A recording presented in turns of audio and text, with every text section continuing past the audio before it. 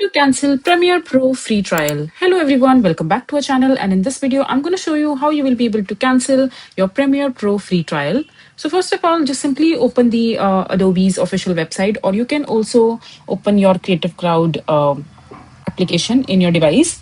And once you're there, just simply log in with your credentials, use your email ID and log in your account, as I already logged in with my details. And after that, just go to the right hand side corner, and from there, just click on manage account. First of all, you have to enter your email address here and then click on continue.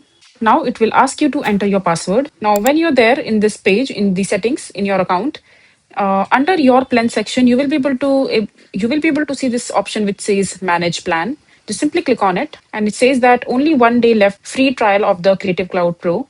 So in order to cancel that, you need to simply click on cancel your free trial. Now you just go ahead and simply select one of these options and click on continue. Confirm your action by clicking on continue again. And now one last time it will ask whether you want to change your mind or not. And if you're okay doing this, and after that your free trial plan with the Creative Cloud Pro and your Premiere Pro will get cancelled before it is completed. So yeah, this is basically how you will be able to cancel Premiere Pro free trial. I hope you find this video to be helpful.